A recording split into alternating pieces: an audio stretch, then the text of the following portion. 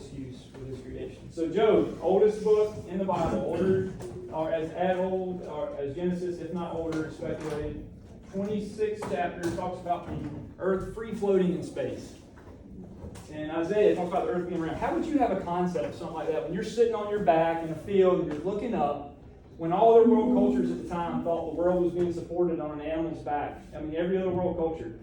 Yet, this revelation, I mean, I know it doesn't seem like much, but free floating in space, where would you get these ideas, this picture? The authors of Hebrews talk about invisible structures. We didn't discover DNA until 1953. It was beyond that before we could actually truly even see with our better microscopes. We could see electrons and neutrons and all these things. It's invisible structure. Deep trenches and mountains on the bottom of the sea. I always thought that was more just poetic when I read it. But then in the mid-1900s, we start discovering with our deep water submersibles, oh my gosh, there's a 10,000-mile chain of mountains. The Hawaii Mountains are monstrous volcanoes. Mariana Trench, you could fit Mount Everest inside of it and still have a mile to go. Well, how would they know this stuff? I mean, you've lived your whole life on a shoreline. I know it didn't, at the time it didn't seem that important, but it's huge. All right, first participation spot right here. Got a couple of things. Anybody know when these deep underwater vents were discovered? They were talked about in Genesis in detail as what helped set off the flood, the catastrophic processes. When did we find these on the bottom of the ocean? Anybody fancy guess? What year? Come on, guys. Even if you get a decade, 1990s. Yeah, a little earlier, but very close. Wait, earlier, like A little earlier than the 90s. 1970s? 1977. So because you took the first stab at it. So we had no idea, guys, until 1977. And these are unleashing the power inside of the crust. But how would they know? Air heavy mass. This is pretty important to me being a pilot. You watch every bird fly. There has to be density to the air. The bird couldn't fly. Couldn't fly in a zero gravity environment like space. But Job talks about it. The weight of the wind. I mean, who would have thought the air would have weight? A single puffy cumulus cloud weighs 1,000,000 pounds. It's just suspended magically until it's ready to fall back to the earth as rain. Matthew Maury was a Navy chaplain in the mid-1800s. He took this very literal. I wish I would have done this more as a child, but he took this literal and started investigating, and he soon discovered all of the North Atlantic currents and then eventually the currents of the Atlantic and the Pacific, because he took to heart paths in the sea. There being something to that statement. And now we know of all these modern ocean currents. Well, it's just part of it. Noah's, the description of building the ark, these dimensions, 300 by 50 by 30. Horn of Holland shipmakers in Europe, they were the best shipbuilders in Europe of the 1600s. And they decided, let's give this a try. We want to build bigger boats because the boats they were building were getting very unstable. So they went with Noah's ratio, those dimensions. It worked perfect. And now all modern ships are based off this scale.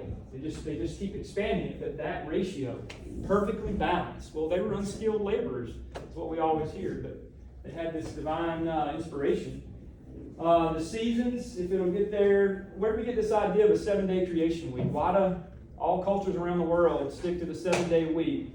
The month calendar, the time for the moon to revolve around us, the year for us to revolve around the sun. Where did all these things come from? They came from the Bible, guys, the inspiration. The Pleiades, this is a group of 800 stars. Here again, I thought Job was just being kind of poetic. But this group of stars is moving together through space. So when you see it with your naked eye at night, you only see about 70 stars. But they look exactly the same to us as they did to Job 6,000 years ago. But in the very next verse, here again, I didn't grasp this at the time. Can you loosen Orion's belt? These stars are drifting apart. So his belt, every few years, is getting wider and wider and wider. It looks substantially different now than it did 6,000 years ago. How do you know that? 6,000 years ago, they didn't have a telescope. How big are the heavens? They talk about, the psalmist talks about the immensity and the power, the beauty of the heavens. I was a huge fan of the space program. So the space shuttle went 17,000 miles an hour. It's 5 miles a second. So if y'all are having trouble getting to school on time, take the space shuttle. But besides the sun, the average distance between stars in our galaxy is 30 trillion miles. At that speed, it takes you 200,000 years to get to the nearest average star. And there's 200 billion stars in the Milky Way, and they think there's 2 trillion galaxies. So the heavens are immense. Huge, huge. Dinosaurs, who doesn't love a dinosaur? My kids are obsessed. Behemoth, I want y'all to read this. I linked it in the file here. Job chapter 40. Later, not right now. Not giving you homework quite They're yet. good listeners. So a tail that sways like a cedar tree, bones made of iron. It talks about walking across a raging river is nothing for this animal. Does that sound like anything we have today? A lot of materialists have speculated he could have been talking about an elephant or a hippo, but elephant and hippos had tails like this. I mean, my dog that weighs 10 pounds has a tail as impressive as a hippo and an elephant. So, and what's ironic about this is we have modern cultures drawing these exact same creatures. Like, how would they have inspiration? If that animal lived 65 million years ago, how would they have inspiration to draw these animals? And they've been discovered all over the world, okay? So, Genesis explains the origin of the sexes. This was the one question that I was bold enough to ask in my college classes at Clemson. And not a single professor could ever answer this simple question: why male and female? So you're telling me evolution is true. Why would all complex organisms have male and female? And I know it seems like a simple question, but when they can't give you an answer to it, the implication of that is pretty profound. Because, bless you. Because if you'll say you finally get that first kangaroo, okay, well, what happens in that generation if it doesn't get a mate? Dies off. Evolution just stopped for the kangaroo. The first ape. You got an ape somehow, magically. We're going to show you how evolution doesn't work. But let's say you got that first ape, and it was a female. What's she going to do? She's going to live 30, 40 years, and then the apes are gone. You have to have both. And all organisms have these complex but complementary reproductive systems that rely on one another. Even eggs. Eggs, guys, I've made some videos on the complexity of a chicken egg. But male and female is incredibly important, but the Bible describes it in detail. Here's my acronym. Being a pilot, love acronyms. Cosmos. Each one of these we're going to break down quickly. The first one to see is the Cosmological Argument. There's been 5 strong lines of evidence for the beginning of the universe that have come out in the last 100 years, and there's a little acronym for that, 5 lines: SURGE. Second law of thermodynamics, I don't know if y'all are super familiar with it, but the energy's winding down. If it's winding down, somebody had to wind it up. This had huge implications because it meant that the universe was not eternal. They didn't want to accept it, and you're going to see why in a minute. But and the second law is also known as the law of entropy. So does anybody here cut their parents' grass for a little bit extra money? Only one? Okay. So I grew up, my dad was a cop and a landscaper, and so he was always putting me to work. I can tell you right now, it takes a lot of work to make a backyard look like that. And then you go to the beach for 2 weeks, and you come back, and what does nature do? It takes over. Nature brings things to disorder. It does not create order. Nature can take this building. If we left it unattended 100 years from now, this building, good chance to be just a big pile of bricks. It's going to deteriorate if people don't take care of it. But nature will never take that pile of bricks and turn it into a building. It can't build it up from the ground up. Nature brings things to disorder. All right, the U is for the universe expanding. Edwin Hubble found this in the 1920s. He didn't want to accept it because it got rid of the need for the eternal universe. It created the need for a beginning, which implied a creator. Didn't want to accept it. But the universe, guys, is expanding from one single point in all directions. It's got huge biblical implications. The radiation afterblows, the R. 2 Bell Lab scientists discovered this in the 60s. This literally won them the Nobel Prize. And you're like, well, it's just the remnant heat left over. And it seems silly, but it creates the static that we have in radio transmissions that they can't get rid of, they can't isolate. But it's the leftover heat from the Big Bang. We just know who banged it. Pretty important. The Great Galaxy Seeds, these are these precise temperature ripples. This Kobe satellite, they were looking for aliens, and what they actually figured out was the fingerprints of God. These temperature variations are so precise, down to 1 in 1,000,000th power. Anything weaker, the planets would have never formed. All the matter would have just expanded. Anything stronger, the universe would have collapsed back in on itself. It's pretty powerful. It led George Smoot, who was a famous NASA scientist. He was agnostic, never thought there was any evidence for God. He literally declared this the fingerprints of the Maker.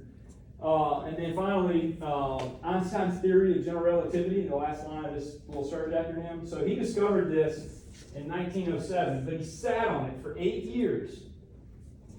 8 years. He put in his own error that he thought could get rid of the need for a beginning. Because what this theory states is, guys, there was nothing. There was no space, there was no time, there was no matter. And then at the Big Bang, you had space, time, and matter, and they're all correlative. They did not exist, and then they all existed together. So whatever created it had to be spaceless, timeless, immaterial, had to be immensely powerful to create it, and it also had to be personal to choose to create it. Now, who does that remind us of? Reminds me of God, but he didn't want to accept it because he didn't want to go against the science. He didn't want to go against it. And for 8 years, he called it the biggest mistake of his life. And this law of causality, basically everything that has a beginning has a cause. Things don't just pop into existence out of nothing. Like, we're not worried that sitting here right now, a Bengal tiger is not going to show up in your lap. Or on the screen. Or on the screen. Man, what a delay. But we're not worried about it. Things don't pop into existence. It doesn't happen, okay? I would love a brand new laptop. It's not happening. They don't just pop into existence like they won't. This next guy, Robert Gastro, who's a famous NASA scientist, he was agnostic as well. He literally, I love this quote, he's talking about all these scientists. They're climbing this mountain. They're looking for all this evidence, hoping to disprove God. They get all the way to the top. What do they discover? A band of theologians that's just been sitting up there for centuries. All this evidence keeps cementing the Bible. So, all right. So now we're up to the quick O in Cosmos. This is the teleological argument. This is their biggest weak point, and they'll admit it. It's the fine-tuning of the universe. There are so many, I'm talking incredibly fine-tuned numbers. I mean, look at these 10 to the 40, 10 to the 31. Raise your hand. They are massive. Does anybody want to hold the other end of the rope for a quick demo? All right. Thank you, sir. Now, there's a black line somewhere. Oh, here it is. Y'all keep an eye on that little black line right there. We're going to pull this thing nice and tight. Okay. Y'all see the little black line on the road? Yes. We're going to pretend that is the gravitational rate, okay? But now I want you to pretend that this rope is actually a tape measure that stretches across the entire universe. The gravitational rate is set right there. And then let's say this happens. I pull it. Uh-oh. You're all dead. We never existed. You pull it your way just a little bit. Oh, we're all dead. You move it 1 inch in either direction on a scale the size of the universe. The planets never formed. The universe never formed. That's how precise 10 to the 40th precision is. There's no way to really visualize a number that big. So I feel like something like that puts it in perspective. I mean, just imagine that. And then the ratio between these next two constants, the gravitational rate and the electromagnetic force, you would have to stack dimes. This is crazy. You'd have to stack dimes all the way to the height of the moon over the entire continent of North America, okay? But you got to think bigger. We'd have to find then 1 billion other planets that had a North American continent size, stack dimes on them to the height of the moon, 240,000 miles up. I can hide one red dime, and you get one chance to find it.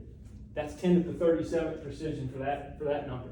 So these numbers that have been discovered by atheist scientists, this is not us making up these numbers. This is them discovering, Stephen Hawking, who came up with this number, and he hates God. If you read his book, it's basically, there is no God and I hate him. It would be the summary that I could give you. But that is precision. So there's so many of these constants. Why does he hate something that he doesn't believe exists? Exactly. I'm saying that's how, if you read his book, you will see it. There is an emotional and volitional hatred of even the idea of faith and there being a creator. And he is so resistant to the evidence that he disparages it at every turn and denies evidence. And yeah, it does seem ironic, doesn't it, to try to argue against something that you say doesn't believe, but that's what him, Richard Dawkins, Christopher Hitchens, all of them will do it. It's more because they don't want to have to live with the implications of a moral authority. They want to live their life the way I want to live it. Well, that's fine, but we all will meet our end, and we will all meet our maker.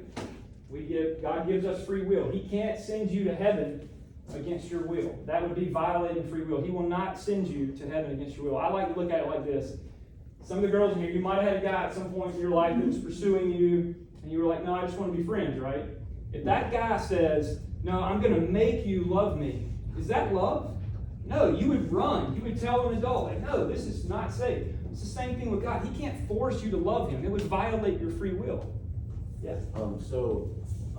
Thinking back on it now, does every single life on Earth and outside of Earth have some sort of cycle? Because like, you know how stars are like dead or reborn, like Earth, like ecosystem, it needs to be perfect. Yes, perfectly balanced.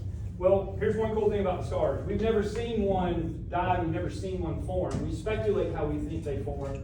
They all run off nuclear fission like the sun. They're letting off that heat. Ironically, if our sun is as old as they say it is, the early Earth, when life somehow got created, it would have been far too cold.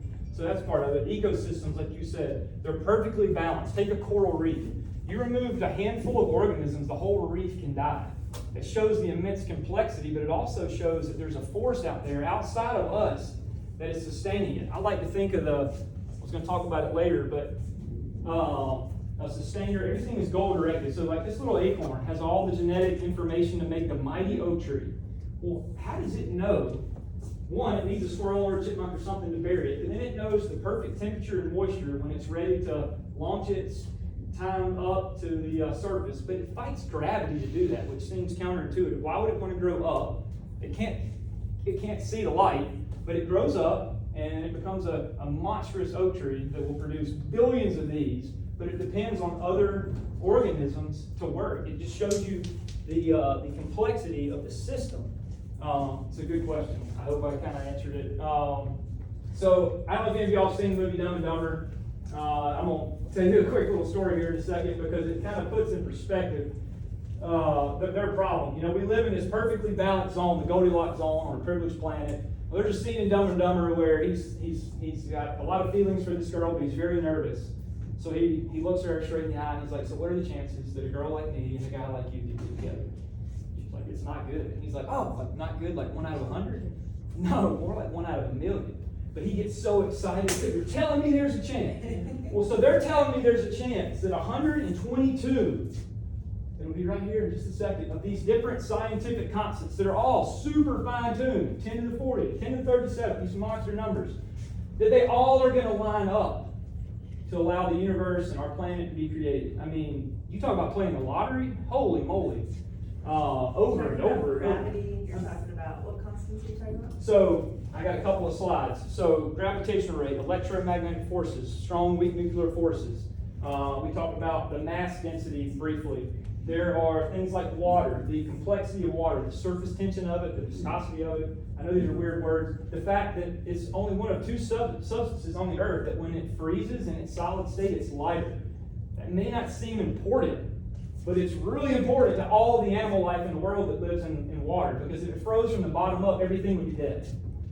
And if it didn't condense to a solid on its way as water vapor rises to form clouds, if it didn't condense in time and fall back to the Earth due to its unique surface tension as well, it falls a raindrop, all the water would escape to through the atmosphere. We'd be dead again. So water's pretty important. We can all agree on that, I would hope. Oxygen, I watched my dad suffer in his life with cancer. There's nothing worse than watching a loved one struggle to breathe. Well, oxygen, precisely fine-tuned the percent in the air. Anything higher, spontaneous combustion, that wouldn't be good. Anything less, and we suffocate, equally as detrimental. We've got the greenhouse effect, the thickness of our atmosphere. There's, like I said, 122 of these different things. You shake any of them out, the amount of lightning that we have, it fixes nitrogen in the soil. I mean, they go on and on. Jupiter.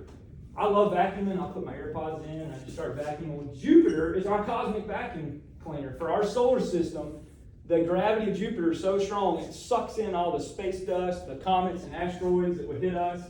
These purple dots are comet strikes, larger than the Earth. So thank you, Jupiter. Appreciate your work as a vacuum cleaner. So I like this visualization. Let's imagine that you signed up for the Mars program. It's going to be a long time before we actually can put people on Mars. I can tell you that. There's a lot of problems with long-term space flight. But let's say you get to go on the mission. You land and there's an accident. All your teammates are dead. It's just you. You're out of food. You're out of water. You're running low on oxygen. So you start walking. All right. You're walking. Your oxygen meter's beeping, and then you see a house in the distance, and there's lights on. Oh, so there's energy. That's good. There's power. Maybe it'll be heat. You open the door and you go and you realize that the temperature's just right, because it's negative 300 outside, so that's not good. So there's heat. You take your helmet off. You can breathe. There's breathable oxygen. There's a faucet with running water. You open the fridge. There's nourishing food. What are you going to think? Random chances put all that there?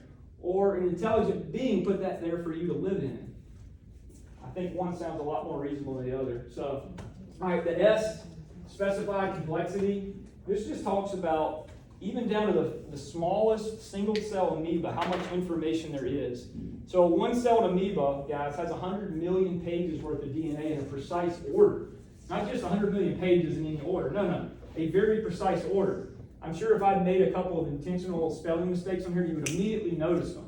But you know by looking at that piece of paper that an intelligent source created it. They put it in a specific order so that you could read it. Information always comes from an intelligent source.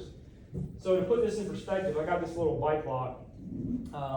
My bike got stolen twice when I was at Clemson. But so 4 digits, okay, 10 or 4 dials, 10 digits on each. So there's 10 to the 4 possible combinations on this simple lock. So if you really wanted to steal my bike, like 2 people really wanted to, it'd take them 15 hours to sample half the code. So theoretically, at the 15-hour point, if every 10 seconds they were doing a code, their chances would start getting better. They brought wire coders, but we'll leave it at that. But let's make the problem a little harder. Let's go to a 10 dial. Okay? 10 billion possible combinations. So let's say you live for 100 years, and this is your life. Every 10 seconds, you don't ever eat, you don't ever go to the bathroom, you don't ever watch Netflix, you don't ever go on a date. Pretty wasted life, but you would have sampled 3% of the possible combinations. Well, the chances of us getting just one functional protein to form by chance, next slide, 10 to the 77th precision, guys. That's how, these are the odds of one protein being formed by chance. I know y'all got to study the Miller-Urey experiment. They put all those chemicals in a jar and they shocked it with electricity and they said, we created life in 1952. Still in textbooks, they created life. What did they create? They created a left-handed amino acid. Not even both, a left and a right. It takes hundreds of amino acids in a very specific order to form a single protein. And you need several hundred proteins to form a single cell. So that's specified complexity. If that puts it in perspective, the chances of us just getting the protein, that number's big, but you know what? It's even crazier to me about that. There's only been 10 to the 40th organisms that have ever, they think, lived on Earth. So even if every organism was doing random mutations and natural selection kind of mechanism, we still wouldn't have an opportunity to even get a functional protein to form by chance. And there's so much more that you need in that specified complexity. You need genes, you need these gene regulatory networks. I took 1 semester of computer programming at Clemson. I was not cut out for it, but I tell you right now, it's a circuit board. And if you've got a laptop or iPad, and you let your younger sibling play with it, you let them start moving some pieces on that control board, is your computer going to still work? No, they're going to ruin it. Mutations are harmful and detrimental. But yet they want you to think that you can create the complexity of even a single cell. You've got 100 trillion of these guys, and they're amazing. They're like a factory, but even better than a factory, because not only are they repairing themselves, they're making new factories. Every second we're sitting here, y'all make 4 million new red blood cells. Every second. Just sitting here, not to think about it. Like, hang on, Brandon, give me a minute.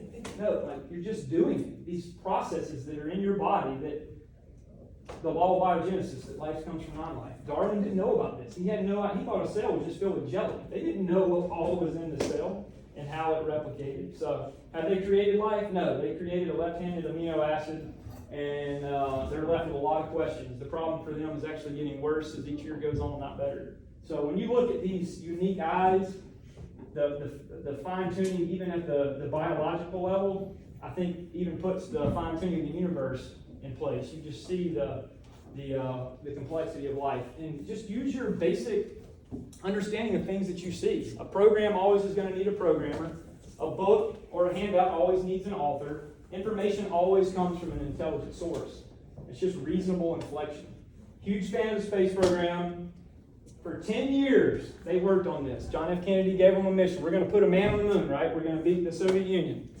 Anybody have an idea of how many thousands of people worked around the clock for 10 years to try to make this possible, to put three people on the moon? Anybody? No, it's a big one, but 100,000. bigger. Bigger? 150,000? Bigger. 700,000. Smaller. 400,000. 400. Reese or Hershey? Risky. Okay. 400,000 people working for 10 years to put 3 people on the moon, and my Apple Watch has more computing power than that. But it takes a lot of intelligence to make things happen. But random chance mutation, they're going to keep selling. We copy nature all the time. My best friend that I was in ROTC with, that'll pop up, he flew the B-2 bomber, Peregrine Falcon. We copy nature's design all the time. So Sikorsky, who made the helicopter, I don't know if you saw the first 30 or 40 years of helicopter flight, it was not pretty. I mean, we were crashing on left and right. They still crash from time to time, obviously, with Kobe Bryant 2 years ago. But he tried to copy the hummingbird and the dragonfly. He did a very poor job because they had these unique wings, 4 of them that can move independently and fly backwards, sideways. But we try to copy nature's design, but yet they want us to think that it's all just a coincidence, that there's no intelligent design. Well, they'll look at this robot that moves all stiff and rigid, but the complexity of your body is just a coincidence. Well, if that's the case, why are we copying all these things in nature to try to make better products? We're stealing from nature, and we still can't even do as good a job. Some of my favorites, this Luciferase is an enzyme. It's 1,000 amino acids long in glowworms and fireflies. It produces 100% light energy. There's no wasted heat. That light bulb, 96% of its energy is just wasted in heat. Only 4% light. We try to copy it. We never need batteries again for a flashlight. But we can't make that simple amino acid, that simple enzyme. Butterflies prevent counterfeiting. You know, when you look at a butterfly, the beauty of it, the colors, that's light reflection. That's not the color on their wings. It's the way the light is being reflected to our eyes.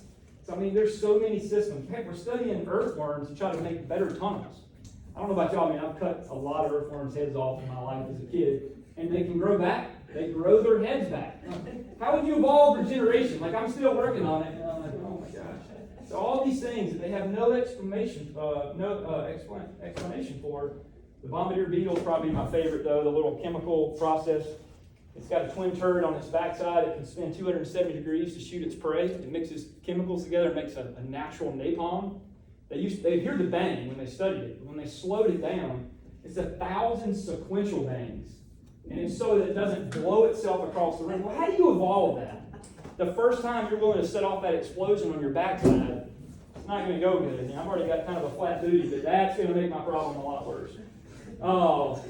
Final causes, you know, we kind of talked about the acorn of an oak tree. Everything's goal-directed, kind of like your question. Everything's being sustained by something. I like to look at it like this, guys. God is like a band is to music. As long as the band is playing, the music's playing, right? What happens when the band stops? The music stops. He is sustaining everything. And it talks about it repeatedly in the Bible and as well in science, that everything is running down and everything will eventually die. We will all eventually meet our end. Life is very finite. You know, that rope that we stretched out, if you think about our time on earth, it's very short in the span of eternity. We're a red speck on that long, long timeline. So this has huge implications. Getting back to your question, this next slide will come up. So many things that are dependent on something else.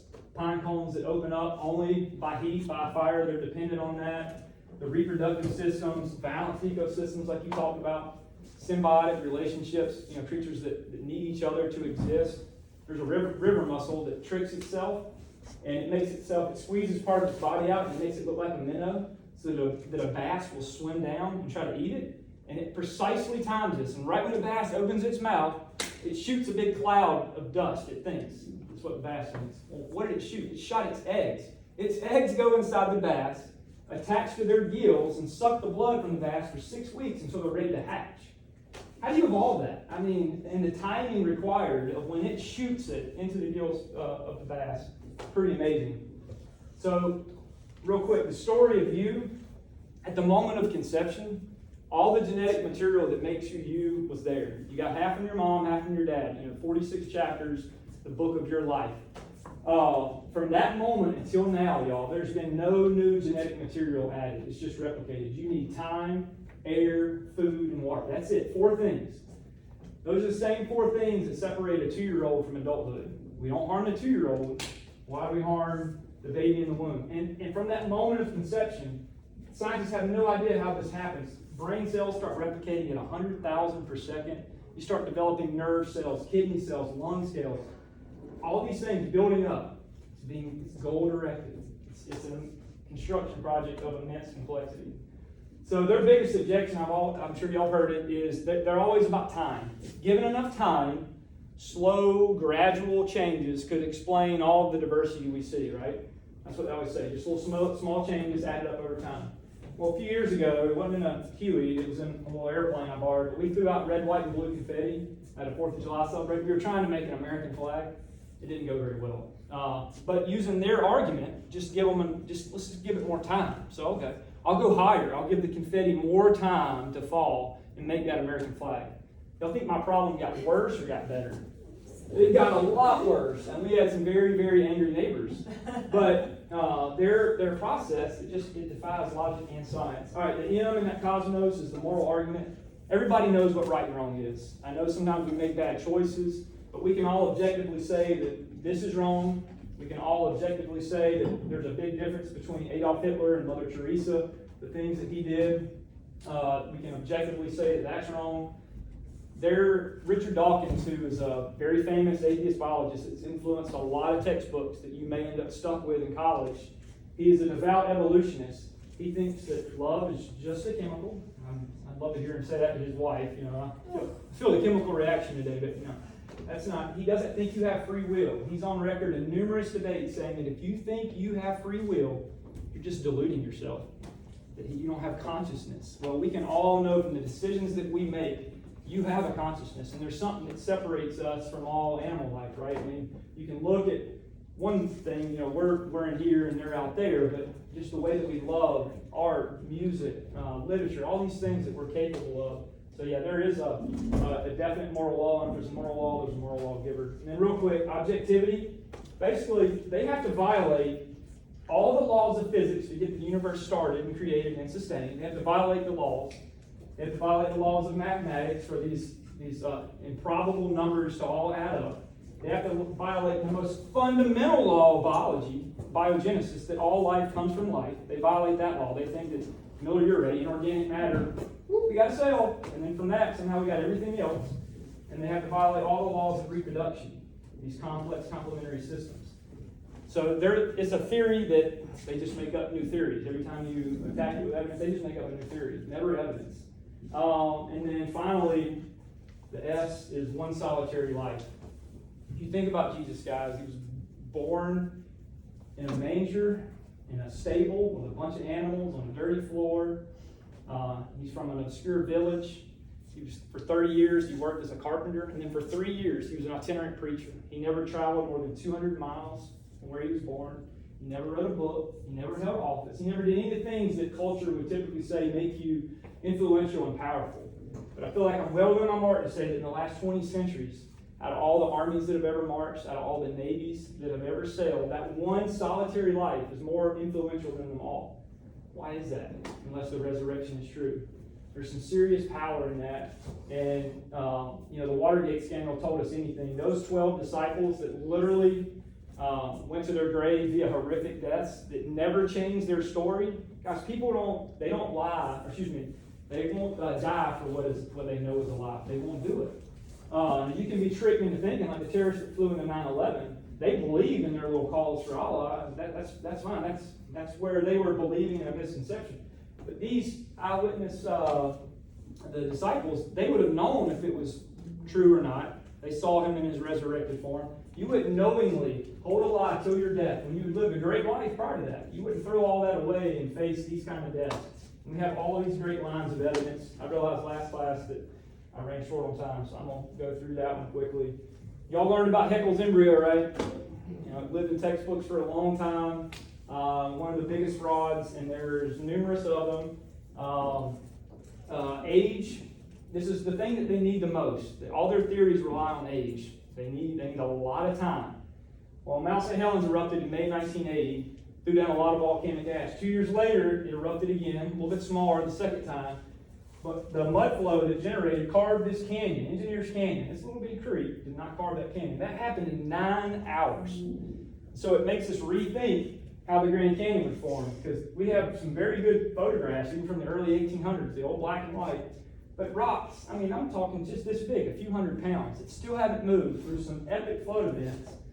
We have lava flows And the last couple of 100 years that run down the entire side of the canyon, protecting all these layers, we've got marine fossils. When we look at the fossil record, it makes sense. We've got the lightest marine fossils on the bottom. We've got amphibians, we've got reptiles, we've got birds, we've got mammals. And that exactly matches the Genesis Creon. So that's kind of ironic. If you'll look in the mid-2000s, we started discovering this. And we've got blood vessels and soft tissue in dinosaur fossils. They're finding it in T-Rex, you're finding it in Triceratops. Guys, this stuff can't exist more than a few thousand years.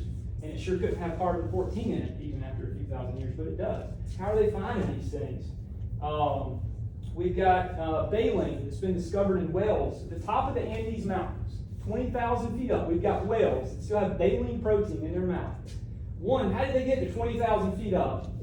What kind of process, catastrophic process, would require burying a whale? I mean, that's a massive animal, and it still have protein in its mouth. So it makes you kind of rethink some of their numbers, and especially the way they do so much dating, whether it's carbon-14 or lead uranium, potassium argon. 90% of dating methods point to the Earth being young. 10% say it's old, and that 10% require assumptions that we can't prove. So I'll leave it at that on the age of the Earth kind of stuff. Ken Ham, we're going to see the Ark. I guess some of the people from Trinity are getting to go this year, but he debated Bill Nye, the science guy. Bill Nye kept getting hung up on this ice layers. The ice layers is great evidence for how the Earth is. Well, we had to abandon a bunch of warplanes in Greenland in 1942, and we went back about 45 years later. They were under millions of years of ice based off the way they count layers. You think it snows more than once a season in Greenland? Yeah. Trees sometimes will put 2 or 3 rings. I took a couple of forestry classes at Clemson College in hydraulic. Trees will put down some years due to droughts and rainy seasons more than 1 ring. But he kept coming back to that Nye over and over. That was his evidence. So how does evolution explain some of these things, guys? Flight and sight. I know y'all talked about convergent evolution. How does a bat, a petrosaur, a bird, and an insect, all these very distinct creatures, how would they have convergently all been evolving towards the ability to fly? Think about that for a second. Like, I teach people how to fly the 737. These people have been flying planes for a long time. And it takes us a month to get them up to speed before we feel like they're safe enough to go actually fly the real airplane. It takes a lot of intelligence. But you're telling me that dragonfly, he not only need to evolve the ability to fly, but then he just figured out how to do it? I wouldn't trust sitting in the back seat with my 8-year-old flying with no training. I'm not doing it. And there are so many of these migration routes that cover the entire globe, like the Arctic Tern. How does it land on the same cliffs? It leaves the Arctic and goes to the Antarctic. All these different things, the way our blood clots, regeneration, the earthworm, all these things. Echolocation, whales, the way they can communicate underwater and use sonar, it's unreal. So they have no answers for any of this stuff. My favorite is monkeys. They're starting to speculate now that the way monkeys could have simultaneously evolved on South America and on Africa, because the timeline doesn't work. So they're having to come up with some new theories. So the monkeys made boats, guys. They sailed across the Atlantic Ocean. Can you imagine, first of all, them making a raft, okay, stocking up enough water and enough food, a lot of bananas, and to make that journey? I mean, come on. But hey, if they want to believe it, that's on them. That's on them. Hey, Brandon, you got 5 minutes. 5 minutes? Yes, sir. Holy moly. We'll skip the questions. I had some stuff on cavemen. If I can jump to those slides if needed. And Can I you got. jump to cavemen? Yeah. I think they have a lot of questions. All right. on cavemen. So, real quick, we'll skip to it. I'm sorry. No, it's all good. The announcement. Transitional forms. We don't have any of these. We got plenty of these fossils, plenty of these. We don't have any of those. Think of all the changes required to make a Volkswagen turn into a submarine, okay? We've never broke genetic limits to change. They try to there's a doctor been mutated for fruit flies for 40 years. He gets 3 outcomes, alive, dead, or mutated. E. coli, bacteria, the same thing. Irreducible complexity. All your parts had to be present at the time you were born. If you didn't have a heart, you don't exist. If you didn't have lungs, you don't exist. That's the idea of irreducible complexity. Everything had to be there at the beginning. Okay, complex chemical systems. The fossil record, silk is amazing. Stronger than any metal we made. Come on. The fossil record, we've got all these body plans that showed up in an instant on the geological time scale. All right, skip that. Specified complexity we already talked about. What are butterflies. Epigenetics, I could give you all the DNA you wanted. You couldn't create a single body plan. You know why? You need the structures. You need the epigenetic information. This is just in the last 15, 20 years. We're starting to understand how many things go in to creating a creature. You need a lot more than just the DNA and its precise coding. Okay? And then poor Darwin, he made all his assumptions based off the cyclical change of beak sizes of finches. Let me ask you, are those still birds? Yes. Are they still finches? Yes. All their beak size did was change. It'd be like you want to improve your car's gas mileage, rip off the doors. So all you did was change a system. You didn't make a new system. You made an altered. You actually lost information. You didn't create a new. You sure didn't create a new kind. So I know y'all talk about peppered moths. That species has light and dark colors, and they still stay moths, right? So natural selection can explain the survival, but not the arrival of a species. So what kind of questions y'all got on ape-men? Since they think intelligent life was seeded here, that's what Richard Dawkins thinks. He's starting to believe in intelligent design because of all the evidence, but he thinks it was seeded here by some aliens. He can't believe in the Bible. So go ahead. How did they like create a whole story arc for Lucy? Okay, Lucy, I got a good picture. So Lucy, chimpanzee, guys, 3.5 feet tall, full grown, weighed 65 pounds. I'll skip to it. Was a knuckle walker, had thumbs on her feet, had a brain a third of the size of humans, even small for chimp standards, yet she was hailed as this transitional fossil. And the reason why they even dated her was these footprints that were 1,000 miles away that were human footprints. They thought that they had to be too old, so we've got to put that animal somewhere in the middle of that ape to the man. So this became a transitional fossil until it was debunked. You've got Nebraska man, we had one tooth. Which is actually an ape.